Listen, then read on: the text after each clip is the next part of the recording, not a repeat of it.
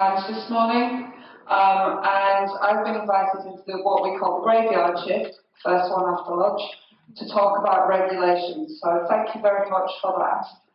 Now, I appreciate for a lot of people regulation, policy, standards, codes, not the most exciting of subjects.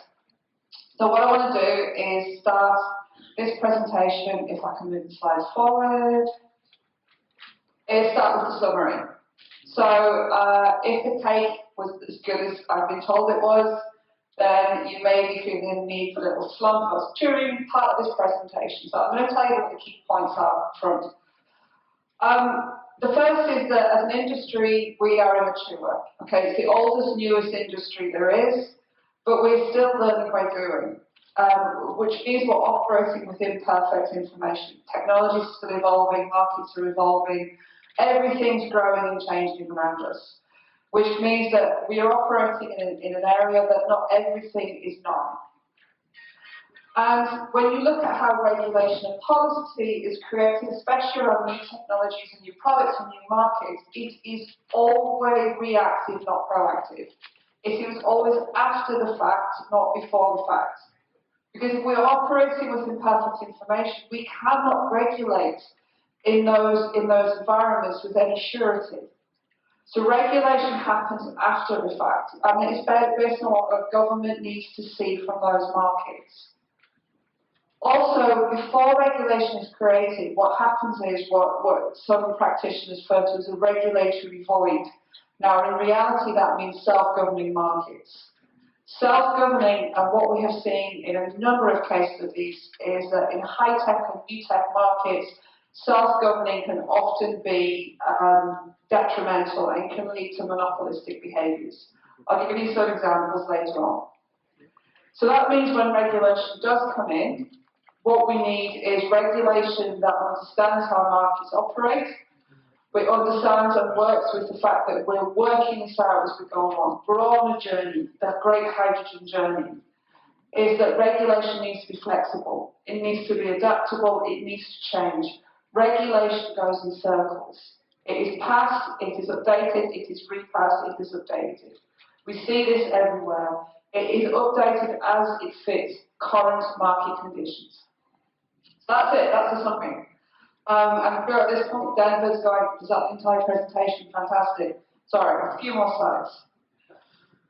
So if we go back to today, where are we today? Like we said in a number of presentations and myself, the market is immature, but it is growing rapidly. What we're seeing in terms of policy and regulation from all the different countries that are either actively engaged, coming on board, or even a bit far back in this journey, is that we're seeing a mix of self-regulation and heavy regulation. Heavy regulation tends to be around the areas of safety, which is totally understandable. And what we've seen from the grey hydrogen industry is the development of some really strong, heavy regulation about how hydrogen is transported and stored. Now, if that remains fit for purpose, that's a discussion for later. What we have is some supply chain concerns. What that tends to mean is we are seeing immature sectors trying to grow up very rapidly. To put this in perspective, we are trying to do in the global hydrogen industry what took the Australian LNG industry 30 years to achieve. And we are looking to do it in 6 to 10. So you can see that there's a lot of pressures being built up in this industry. Now, for those who are practitioners of building socioeconomic models or even just wanting to make a profit and a return on investments, there are multiple business models which are incredibly viable in this industry. So there's no one-size-fits-all, there's no lock-in, lock-out business models. Within that, though, technology that we're using is not standardized. It is not, we call it FOAC and NOAC. So FOAC, I'm sure if you're not aware, is first of a kind, the very first iteration of that technology. And NOAC means when you can pretty much go and buy it off the shelf. It means nth of a kind. So when you go out and buy a new mobile phone, for example, that's nth of a kind. All the bugs have been worked out. It is made in mass manufacturing lines, and it's completely standardized. What we are seeing in the global industry is a variety of market players with different backgrounds. Now, I do not mean in this Germans, Namibians, Scottish, Australians, new diversity. What I mean is renewable energy companies, oil and gas companies, energy storage companies. Each of these different sectors have been built up with a different lexicon and a different language and a different way of working even, from higher collegiate to not collegiate. And what that means is we don't have a common understanding of how we all work together.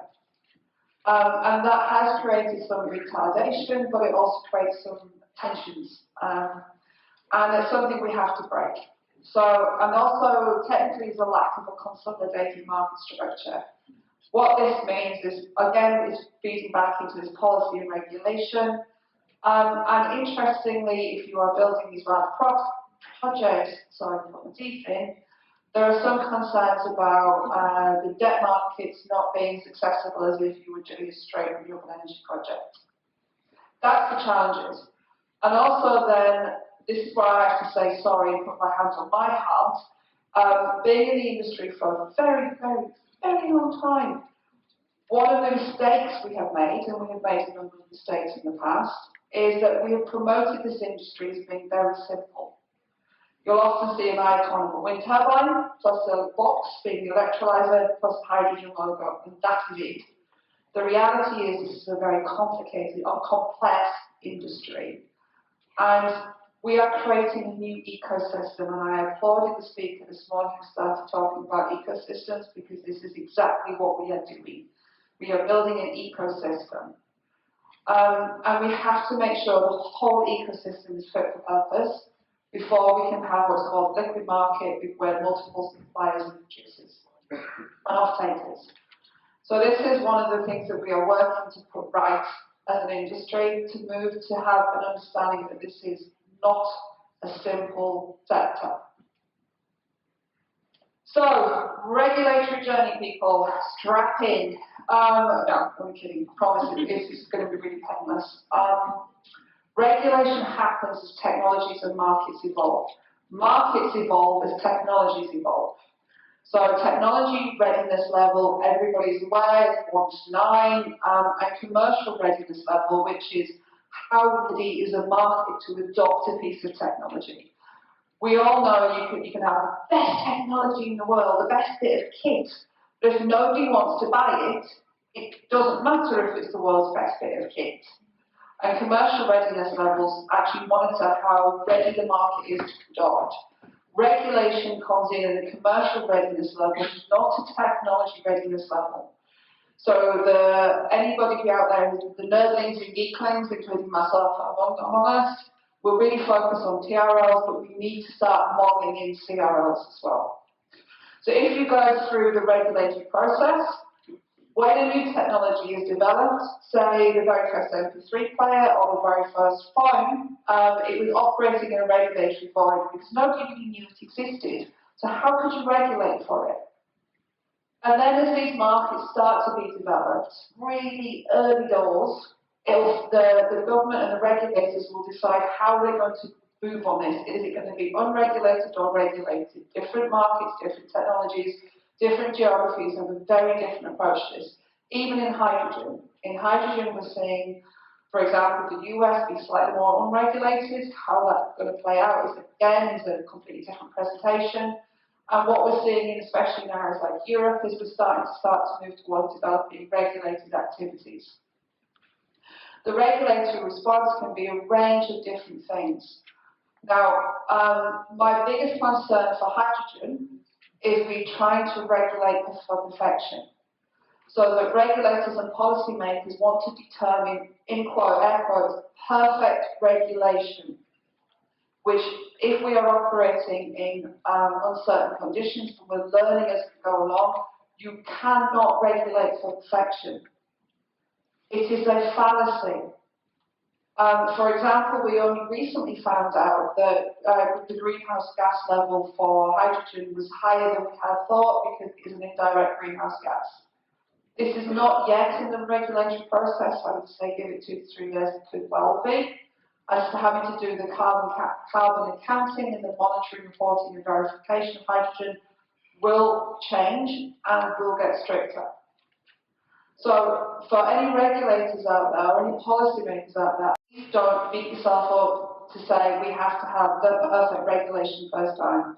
Regulation will be adaptive, and your first suite of regulation will be will change, will be altered, will be improved upon based on knowledge and cycles that you go through, and how the markets react and how the players in the market react. So in essence, what we are saying to regulators, or what we say to regulators, especially when we're looking at hydrogen, is just regulate for the next step, for the next bit you know you need to achieve. Don't worry about 2040 or 2050 outside of your carbon targets. Now, it's again a complete subject. But in terms of developing the hydrogen market specifically, you've got your long-term goals, but you regulate for the first step in the journey. And then you'll go back and you'll iterate and you'll change this. So what happens when we have a regulatory void for hydrogen? I'm going to talk about green hydrogen specifically because I heard it talk a lot about it this morning. If we have a regulatory void, or if we operate in a self-regulated market for green hydrogen, the first thing is that means there's no legal definition of what green hydrogen means. Right? Without regulation, what I have heard personally is people claim that their hydrogen that comes from grid electricity is green. Now, the grid electricity doesn't need to be from renewable energy, it can be from any source, but hey, the same way it's still green. I've heard some people claim nuclear hydrogen is green because it is zero carbon, at least at the point of production. So therefore it should be classed as green hydrogen, not pink hydrogen. And also in some players, I'm certainly not about to throw anybody under the bus here, but some players I've spoken to have suggested that fracked gas to hydrogen should be classed as green if it includes CCS. Now, legally, these people are all correct because we don't have currently a legally approved definition of green hydrogen. The EU is moving on this. At present, there are 3 definitions of policy about what green hydrogen is. But because if we operate in a regulatory void, this means that anybody can say that hydrogen is green. If we talk about transportation of hydrogen, one of my biggest concerns is in a self-regulated market, we tend to lose interoperability. So if you look at, for example, when electric vehicles first came out in the market, we had at one point up to 20 different charging types of cars. Obviously, the most famous is Tesla. So if you buy a Tesla car, you go to a Tesla recharging point. Nobody else can use that. No other maker can use that recharging point. It is not interoperable. And what we saw is a number of other companies doing exactly the same. That created a real barrier to entry and absolutely slowed down the development of these markets. I would say for most people, the most famous example of this is your mobile phone charging port. All the different makers of mobile phones have a different little nibble on the end of your charging point, and only recently has a number of regulators come in to say, as of 2024, they all have to use the same one. Now, that regulatory void created, for mobile phones, a huge problem of e-waste, massive problem. And it's only now that regulation is catching up. So there can be real barriers to entry created through this lack of interoperability if you allow self-regulating markets. What hits people, or especially investors most, is that unless we have guaranteed carbon accounting and monitoring and reporting of carbon levels, so what is green hydrogen, you're not going to be able to get a price premium. They're not going to pay a price premium for product unless there is a guarantee that that is doing what it says it's going to do, or right along its supply chain. Now, when you see, especially the first hydrogen projects, whether that's green hydrogen or green ammonia, a price premium is absolutely baked into that model, a requirement to get a price premium. So we absolutely need to lock back and lock in all this need for regulation. Finally, I fully appreciate at the minute this is a B2B market that we're talking about selling to scale. That is a B2C market. And the B2C market, you have to take into account consumer opinion and customer acceptance. The classic example at the minute is VW, who so far have had to pay out over $3 billion in fines directly to customers. This is you and me, the people who go out and buy cars, regarding their emission scandal. The customer has a real heavy weighting on these markets, and we ignore them at their peril. So the regulatory journey for hydrogen, not only is it production, storage, distribution, end-use industrial and end-use consumer, so we have to regulate for all these different steps and all these different areas. It takes years. It starts off with a standard. The standard says this is how an industry should operate. I'm part of a standards committee in the UK. That is how exciting my life is. And we're setting UK and international standards for how hydrogen operates in different areas. It then goes to regulatory documents, and the final stage is an act. In Europe, for example, this is a delegated act. These take years to develop and go through all of this process. So when I heard the timeline this morning for your regulation, I applaud your efforts, and I'm very much looking forward to seeing and potentially supporting you how to do this. So, who's on the regulatory journey for hydrogen? At the last count, 34 different countries, going at different speeds and going along different ways. Some countries are regulating to protect local supply chains, some countries are regulating on adoption, some countries are regulating on shipping. So again, do not have this common use book, we do not have this common, for want of a better word, Bible of the industry yet. It needs to be developed, and we need a common lexicon. This is all the work that we all are involved with in this industry. We are operating at the most exciting point that this industry has ever seen. It is so full of energy. So what we're going to see by 2030-ish is multiple buyers and users. We should start to see this creation of a liquid market. We should see in Europe and Asia the regulatory rules on market access up and running. That is not to say all of them are complete, that is to say at least the delegated acts will be in place. We're potentially going to see a forward price for hydrogen, which is going to be crucial if we are developing a liquid market. Carbon accounting is going to be so critical for all of what we're talking about. We need to get our carbon accounting in place, and it needs to be globally accountable, no pun intended, but it needs to be a system that everybody approves of and is at least interoperable with local standards. We are starting by 2030 to see, we're starting to see some of this order come out of the chaos that we are currently working in. Now, I applaud and I appreciate all the work that is being done in Namibia, and I look forward to carrying on working with you and to any questions that arise. So that is the end of my presentation. Thank you very much.